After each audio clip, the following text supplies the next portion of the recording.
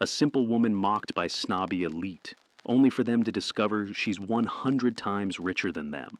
They saw her plain beige dress amidst their designer gowns, heard their whispers of "so poor," but never imagined the fortune behind her modest appearance, or the lesson they were about to learn.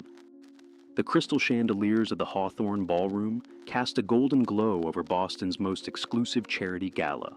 Women in designer gowns adorned with diamonds glided across marble floors, while men in tailored tuxedos exchanged business cards disguised as small talk. Catherine Winters adjusted her sapphire necklace, its blue stones matching her elegant dress perfectly. Beside her, Eleanor Madison smoothed her black designer gown, while Patricia Reynolds beamed in her navy blue ensemble with silver accents, Boston's social elite in the flesh. "The new hospital wing better be named after someone worthwhile this time," Catherine remarked, eyeing the room critically. Last year's donors were hardly established. As the women nodded in agreement, a newcomer entered the ballroom. Emma Sullivan stood in a simple beige dress, modest, unadorned, and painfully plain compared to the couture surrounding her. No statement jewelry, no designer clutch. Her auburn hair was styled simply, her makeup minimal. "Who invited her?" Patricia whispered, not bothering to lower her voice. "And in that dress? It looks like she's here for a job interview, not a $5,000 a plate charity event." Emma moved through the crowd with quiet confidence. At 34, she carried herself with natural grace that required no embellishment.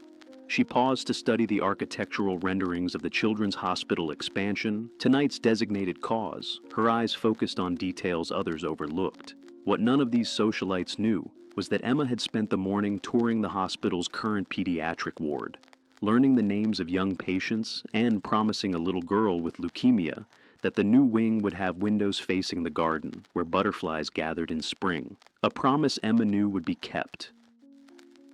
"I don't believe we've met," came a cultured voice beside Emma. Catherine Winters extended her hand, diamond bracelet catching the light. Catherine Winters, hospital board fundraising chair. Emma turned, offering a genuine smile.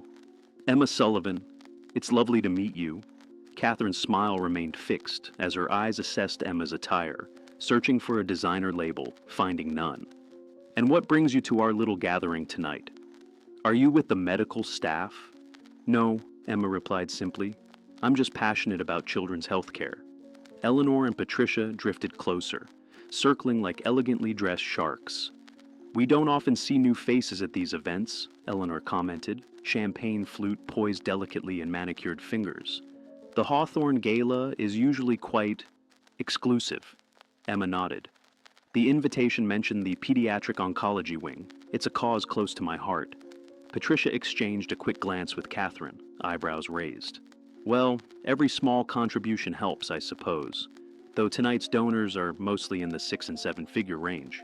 "It adds up," Emma agreed pleasantly. Catherine's eyes narrowed slightly. There was something about this plain woman's confidence that unsettled her. "Your dress," she began, voice dripping with false concern. "Is it vintage?" The question hung in the air, its true meaning transparent.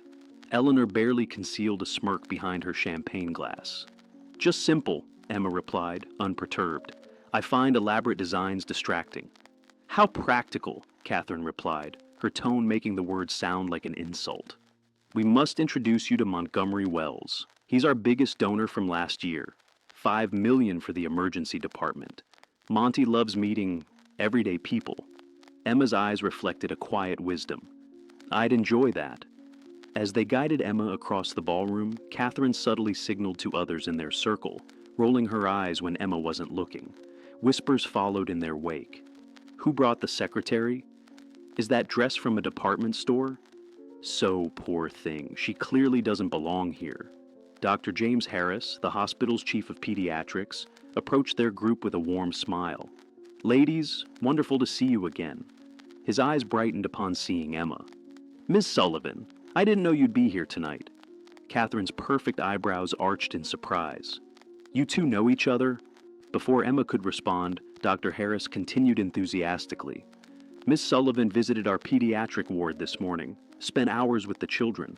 Little Sophie hasn't stopped talking about the butterfly garden you promised her." Catherine's smile tightened. How charitable. But, Dr. Harris, Miss Sullivan was just about to join us in meeting Montgomery Wells. Monty's caught up with the mayor at the moment, Dr. Harris replied. Perhaps Miss Sullivan could share her thoughts on the new wing design while we wait. Her perspective might be valuable. Patricia gave a silvery laugh. James, darling, I'm sure Miss Sullivan is more interested in the canapes than construction plans. This is rather technical after all. Emma remained silent, her expression betraying nothing. Actually, Dr. Harris replied, his tone cooling slightly, Miss Sullivan asked some remarkably insightful questions about our pediatric care protocols this morning. I'd value her input. Catherine smoothly intervened. James, we shouldn't overwhelm our guest. These events can be intimidating for newcomers. She turned to Emma with practiced condescension. The donor circle operates quite differently from regular hospital visitors. It's all rather complex. Across the room, the hospital's executive director ascended the small stage. Catherine's eyes gleamed with anticipation. Ladies and gentlemen, we're just moments away from revealing our major donors for the new children's wing, she whispered to her friends. This is where we shine, darlings. Emma glanced toward the stage, then at her watch. If you'll excuse me, I need to step out for a moment. Of course, Catherine replied, barely concealing her relief. The restrooms are down the hall to the left, though I'm not sure they can do much to help with that dress. As Emma walked away, Patricia leaned in. My goodness, Catherine, wherever did they find her? She looks like she wandered in from a job fair. The hospital probably invited some everyday heroes for publicity photos, Catherine replied dismissively. You know how it is? They need to show diversity in their donor materials. The working class makes for touching brochure stories. Eleanor nodded smugly. Did you see her expression when you mentioned Montgomery's 5 million? I thought her eyes would pop out of her head. The women laughed, crystal glasses tinkling like wind chimes as they clinked them together in solidarity, completely unaware of the tidal shift about to upend their carefully ordered social hierarchy. If you're enjoying this story of appearances versus reality, hit that subscribe button now. Let's continue and see what happens when Emma's true identity is revealed. Emma slipped back into the ballroom just as Richard Thornton, the hospital's executive director, tapped the microphone. The crowd quieted, jewelry glinting under the chandeliers as Boston's elite turned their attention to the stage.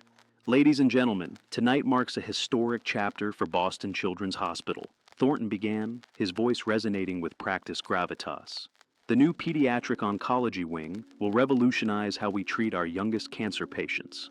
Catherine and her circle positioned themselves prominently near the front, champagne flutes refreshed, expressions expectant.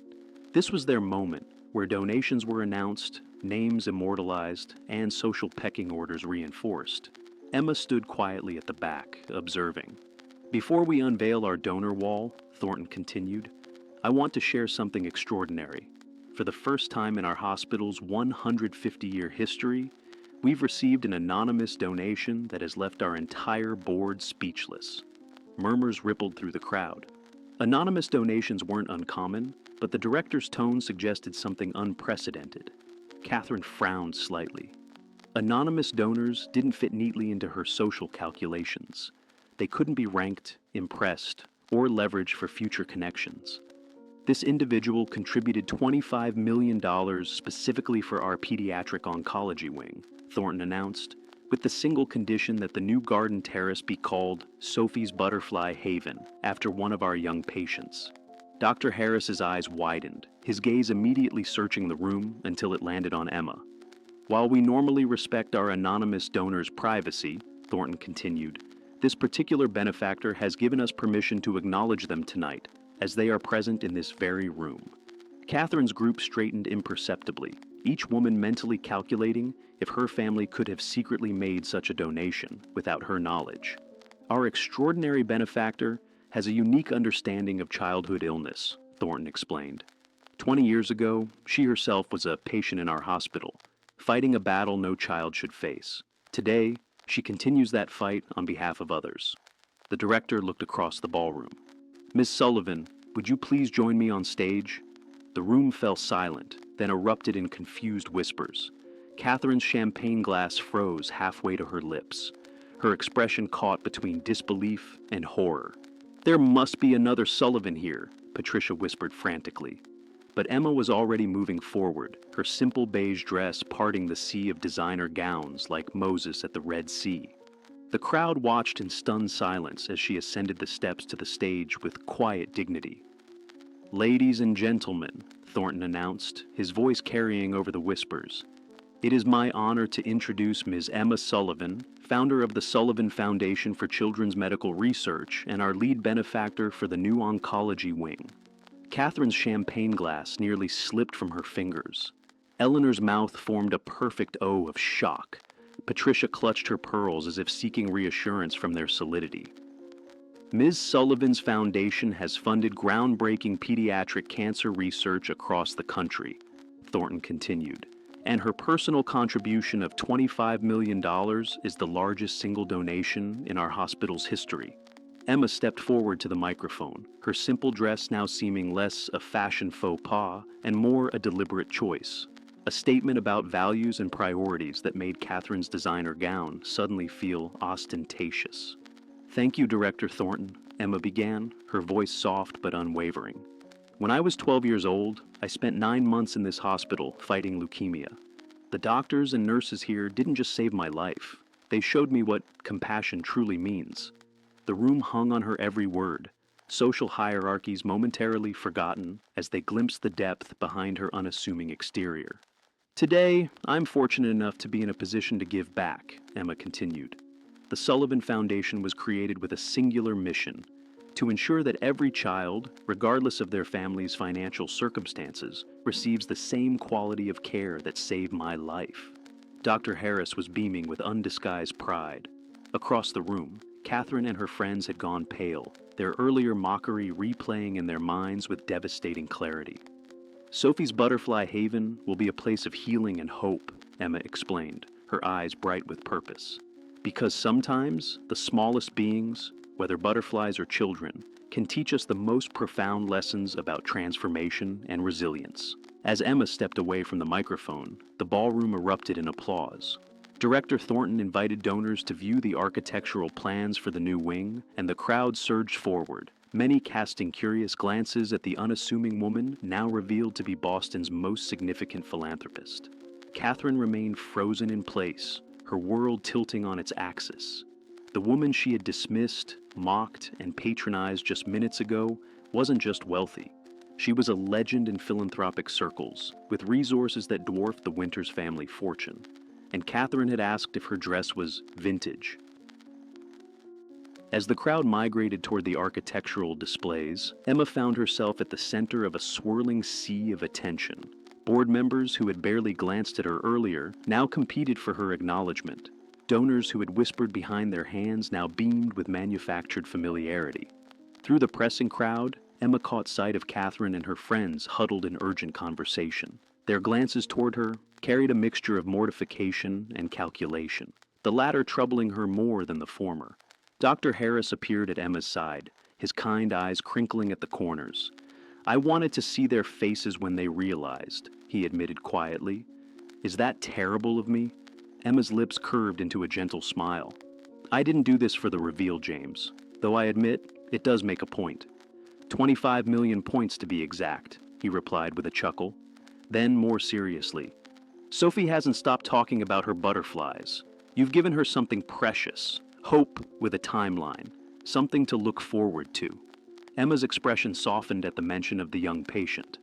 Some promises matter more than others. Their conversation paused as Catherine approached, her designer heels clicking purposefully across the marble floor.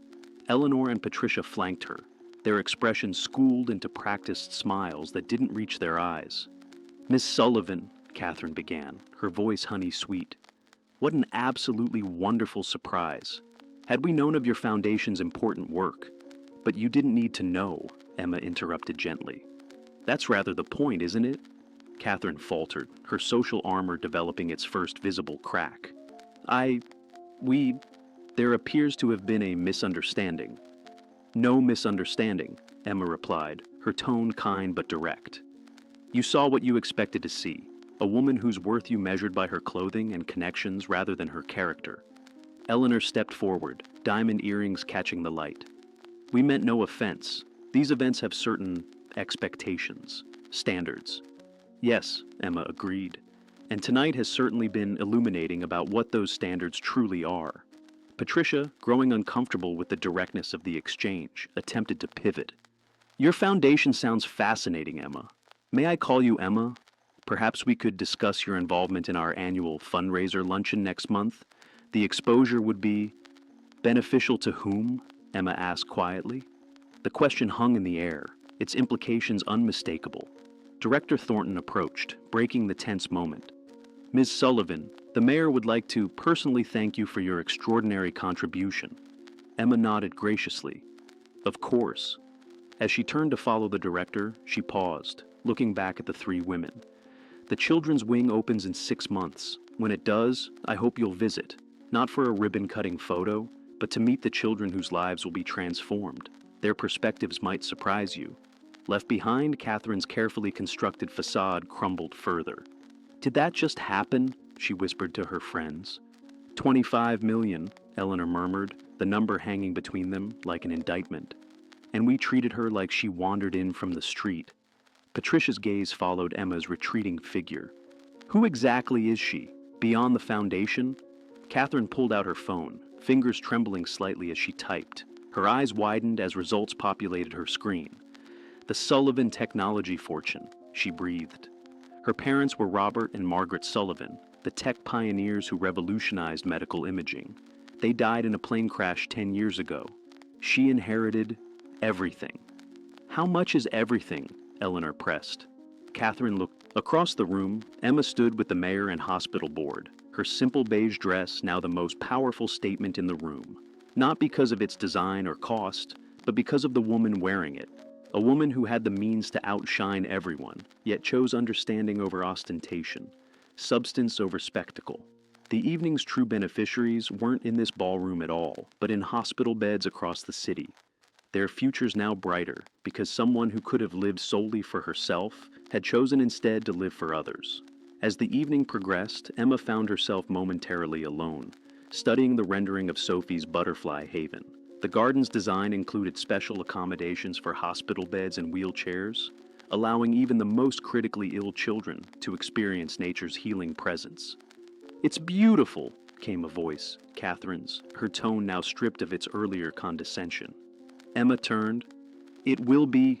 Catherine hesitated, then spoke with unexpected sincerity. Why didn't you say something? When I was... Would it have mattered? Emma asked. Should it matter? Catherine fell silent, confronting questions that had never before penetrated her carefully constructed world. My worth, anyone's worth, isn't measured by their bank account or family name, Emma continued gently. The children I visited this morning don't care about designer labels or social connections. They care about kindness, about being seen for who they are, not what they have or how they look. I've never considered it that way, Catherine admitted, the honesty seeming to surprise even herself. Few of us do until something forces us to, Emma replied. She gestured toward the hospital rendering. Every child who comes through these doors deserves to be treated with the same dignity and respect, regardless of their circumstances. Just as every person in this room deserves the same, regardless of their dress or pedigree. Catherine's carefully applied makeup couldn't hide the flush creeping up her neck. I behaved abhorrently. Yes, Emma agreed simply. The question is, what will you do with that realization? Before Catherine could respond, Director Thornton called for attention. The room quieted as he prepared to unveil the donor wall. Names of contributors would be immortalized in order of their donations, with Emma's at the very top. Ladies and gentlemen, it is with profound gratitude that we recognize those whose generosity will make our new children's wing possible. These names represent not just financial contributions, but investments in our community's future. As the velvet covering was pulled away, gasps rippled through the crowd.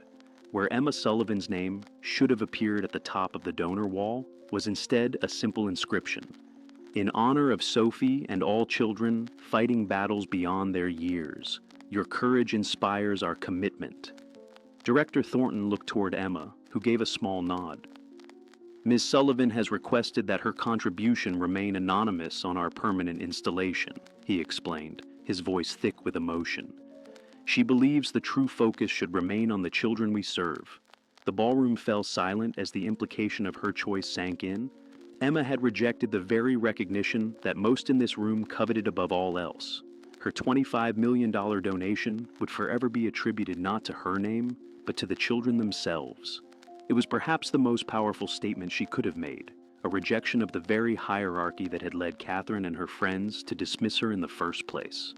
Catherine turned to Emma, tears glistening in her eyes. For the first time that evening, perhaps for the first time in years, she spoke without calculation or pretense. "You've shown me something tonight I desperately needed to see," she whispered. "Thank you." Emma's smile was genuine. We all need reminding sometimes that our true worth isn't in what we have, but in what we give. As conversations resumed around them, Emma slipped quietly toward the exit. Her purpose for the evening had been accomplished. Not just the donation, but perhaps something equally valuable, a seed of transformation planted in unexpected soil. 6 months later, sunshine spilled through the windows of Sophie's butterfly haven, as Emma guided a wheelchair-bound little girl toward a monarch butterfly resting on a purple coneflower. "See how the wings open and close?" Emma pointed. "They're drying in the sun, gathering strength for flight." Sophie's delicate fingers reached out, not quite touching. "Just like me," she whispered. "I'm gathering strength too." Emma squeezed the 8-year-old's shoulder gently. "Exactly like you." The garden had exceeded even Emma's vision, a sanctuary where healing transcended medicine alone. Flowering plants chosen specifically to attract butterflies created bursts of color against lush greenery. Accessible pathways wound through the space, ensuring every child, regardless of mobility challenges, could experience its wonders. "Miss Sullivan," called a nurse from the doorway. "The dedication ceremony begins in 10 minutes. Emma nodded. "Ready for your big moment, butterfly girl?" Sophie grinned, the gap where her front teeth had been adding to her charm. "Born ready," she replied, repeating the phrase her doctors used before treatments. As Emma wheeled Sophie toward the new hospital wing's main atrium, she felt a peculiar sense of fulfillment. Not from the building itself, impressive as it was with its state-of-the-art technology and child-centered design, but from the lives it would transform. The atrium buzzed with activity.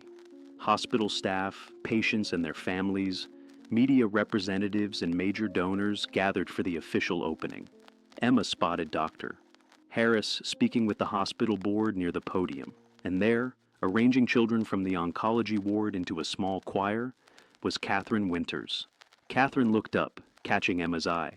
Her smile was genuine as she crossed the room.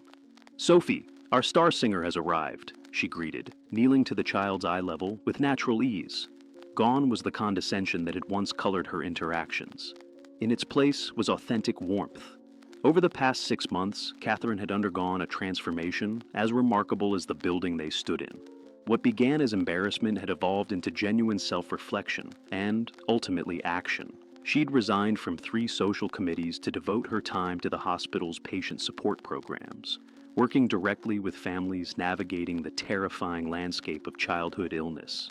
"The children are so excited," Catherine told Emma, rising to her feet. "They've been practicing their song for weeks," Emma nodded. "It sounds beautiful. Mozart would approve."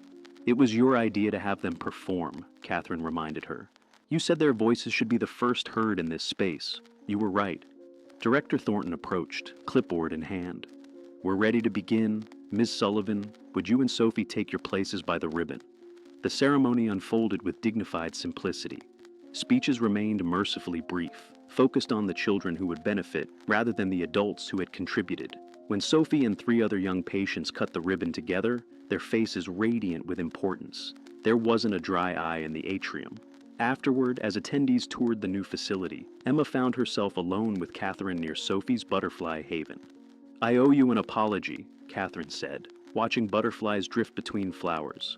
"Not just for that night, but for a lifetime of measuring people by the wrong metrics." Emma shook her head. "You've apologized enough. Your actions these past months speak louder than any words could." Catherine smiled ruefully. "Eleanor and Patricia think I've lost my mind, spending my days with sick children instead of planning charity luncheons. Positively scandalous." "And what do you think?" Emma asked. I think I was asleep for most of my life, Catherine replied simply, making judgments based on appearances, collecting connections instead of creating meaning. She gestured toward the children exploring the garden. They've taught me more about living than 50 years in Boston society ever did. Emma nodded. They have a way of stripping life down to its essentials. My husband doesn't quite understand, Catherine admitted. He's supportive, but confused by the new me. Yesterday he asked when I'd be rejoining the country club committee. And what did you tell him? Catherine laughed. That I'm too busy helping plan the hospital's new sibling support program. The look on his face was priceless. Their conversation paused as Sophie wheeled herself over to a newly emerged butterfly perched on a feeding station. What she doesn't know, Catherine said quietly, is that her mother works 2 jobs to pay for treatments insurance won't cover. I've established a foundation to help families like hers. The paperwork was finalized yesterday. Emma's eyebrows rose in genuine surprise. Catherine, that's wonderful. It's a beginning, Catherine replied. You showed me that wealth brings responsibility, not just privilege. I can't donate $25 million, but I can make a difference in my own way. Emma smiled. That's all any of us can do. As they watched Sophie carefully coax a butterfly onto her finger, her face alight with wonder, Catherine spoke again, her voice reflective. That night at the gala, it wasn't really about the money, was it? Your point, I mean.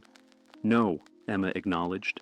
It was about seeing beyond surfaces, about recognizing that true worth isn't reflected in clothes or bank accounts or social standing. I judged you by your dress, Catherine said quietly. And now? Emma asked. Catherine's gaze shifted to Sophie, then back to Emma. Now I try to see people as they are, not as they appear. It's harder than it sounds. The most meaningful changes usually are, Emma replied.